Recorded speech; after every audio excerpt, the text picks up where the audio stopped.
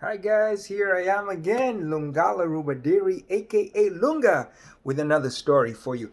And this time, again, the setting is here in the United States. A couple of years ago, a while ago actually, I had a show, an art show in a city called Fort Worth, Texas. Hello, Texas, again. Yeah, it was early, maybe in April, and unusually cold that day. This was a huge art festival. We're outdoors in, large tents, about 300 different artists. I was one of maybe four African artists. The rest were American, Asian, European, a very big art show. And what happened is that as I was selling art, and by the way, selling art is such an interesting thing. I've learned over the years. You have no idea who's your next customer is going to be. Someone who doesn't even think that they're looking at you might glance at one or two things, and all you do is say hi to them, and they, you know, walk literally into the booth, start talking to you, and the next thing they've become your top buyer of the year. So you're kind of alert, and I was on this day. It was a very cold day. I had a very heavy jacket on, and gloves, and just waiting for the next customer. And then comes this lady towards my booth, and I said, "Good morning," and she says, "Hi," and I said, "This is Ugandan African art and batik and blah blah blah." I started talking about the art that I sell, and she says, "Well, I don't mean to offend you. Actually, I'm not interested in anything that's being sold here at this art festival. I just happened to be walking by, and I noticed that you were shivering." And I said, "Yeah, it's cold. It's really cold today." And she said, "Well, you do know why you're shivering." And I said, "Yeah, because it's a cold day." She said, "No, you got your gloves. That's good. You got your jacket, but you don't have a hat on." And I said, "A hat?" She said, "That's right. Without being offensive, that bubbly hair you got, that round, curly hair, it's just bubbly hair. It's not enough of a cushion to keep you warm. You need a hat." I said, "A hat?" She says, "Yeah, can't you see everybody walking down the streets got a hat of some sort, even a mid little cap, something." So I said, "Oh, okay, maybe after work, the show ends." It was a 4-day show. Each day went from 10 in the morning to about 7 p.m. So I said, after 7, I'll try. And she says, "No, you can't get to a store at 7 p.m. It's 11 a.m. You're gonna sit here cold all day shivering." And I said, "Well, I can't leave this business. I'm all by myself. Each artist is kind of taking care of this. Well, maybe on if there's a short break at some point, when I'm picking up lunch." She says, "No, you need to shut down your business and go buy yourself a hat." And I said, "Ma'am, I really appreciate your advice, and I'll just try and keep warm." So she looks at me and she says, "Where's your mother?" So I said, "Oh, she's in Africa. She lives in Botswana, where she did at the time." She said, "Oh, okay. Where do you live?" I said, "In California. I just drove out here for the art show." "Does your mother know you're here?" I said, "Yeah, she knows I travel around and so." Uh, well, if I told your mother I told you, I think you're just like my son. You're just trying to sit here and be stubborn and pass time and get yourself cold instead of just shutting down your business right now. You're going to sit here and try to explain to yourself why you need to sit here and shiver through the day. You're like my son, Harry. If my son, where did you say your mother is? I said Botswana. Okay, if my son Harry went to Botswana and he needed something, I know your mother would tell him what to do, and he wouldn't listen. He's just like you. You're ready to say no first, and then you're ready to say yes when it really gets to you. So I said, "Ma'am, I appreciate your. I will make sure I get. Oh, I'll send a friend who might come and visit. One of my former customers or something. Sometimes they show up and ask if I need anything. Maybe someone will have an extra cap." So she's like, "Fine." So she walks off. Some customers come and go. And then about an hour later, she comes back and she just stands and looks at me. She says, "Yes, say, You still don't have a hat and you're still cold with that same bubbly hair. You're losing lots of heat through your head. That's what's going on. The bubbly hair is losing heat. Everybody's got a cap, everybody's got a hat except you. So I said, okay, ma'am, I don't know if you understand how this happens. I've driven like 2 days, 3 days to just get to this show. I'm here for 4 days. I have to be in the booth till 7 p.m. After that, I'll try and see if there's a store that's open late, and I'll get myself a hat, I promise you. So she walks off, whatever. And I'm selling art. They're selling art.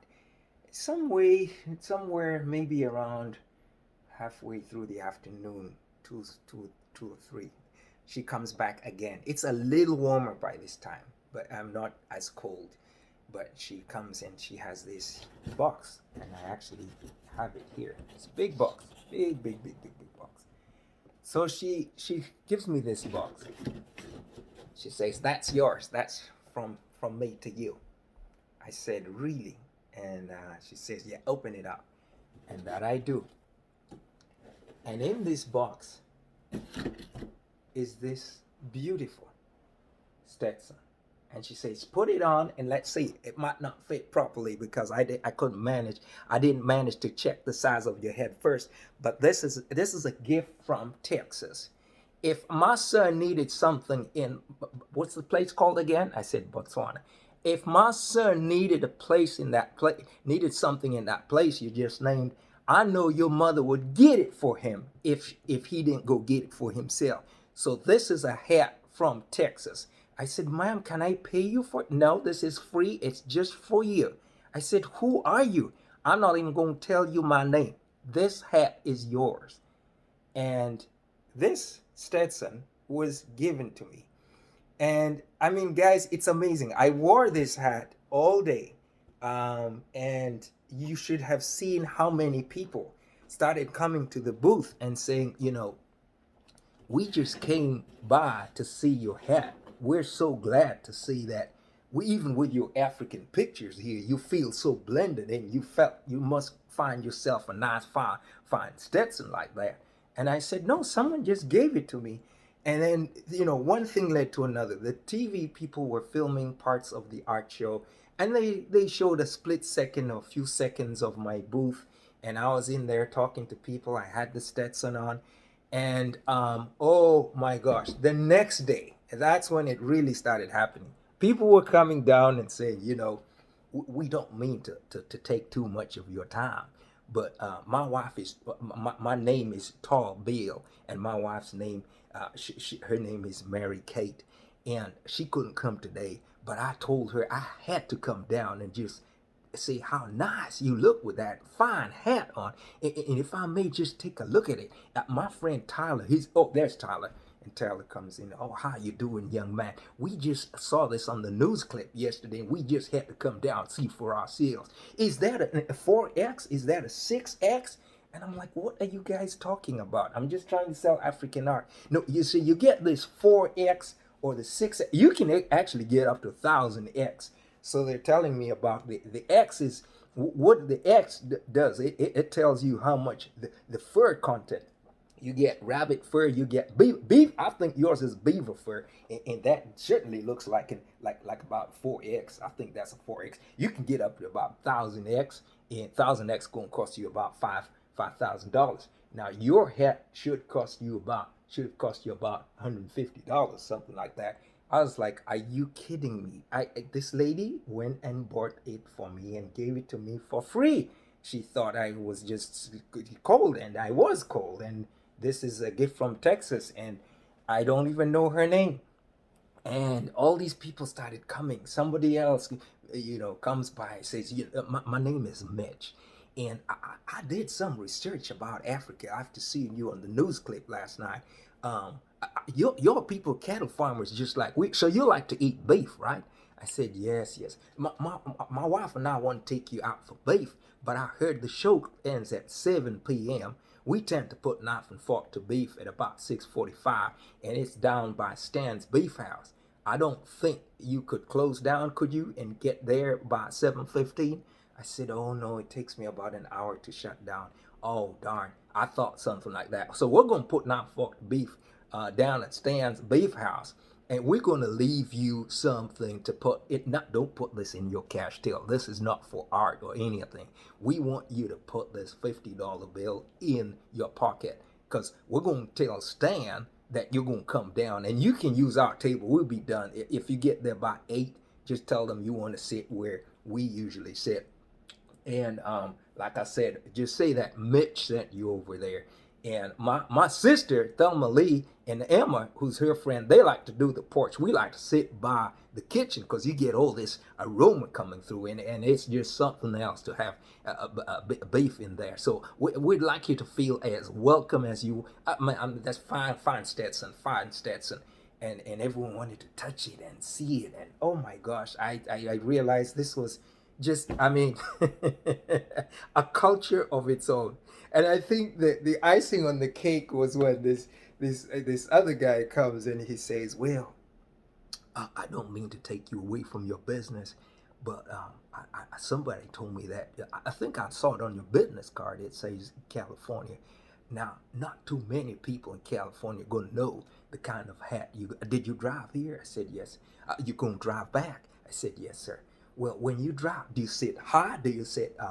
What do you drive? A truck? I said, yeah, I drive a van, yes, so it loaded at the back. Oh, you probably sit tall. You can't have this on your head because you're going to hit the roof. Yeah, you want to have it on the dashboard, and you want to have this part here facing front. And I mean, if you could have had it on your head, would have had you just tip it when you get to the state troopers and all those people up in the Panhandle. I say, oh yeah, I know that. I've had my dealings with that area before. Yeah, they tighten the tickets over there, so you want to be real careful up there. And if you do have the hat on, we do take the hat off when you're gonna eat, when you're gonna pray.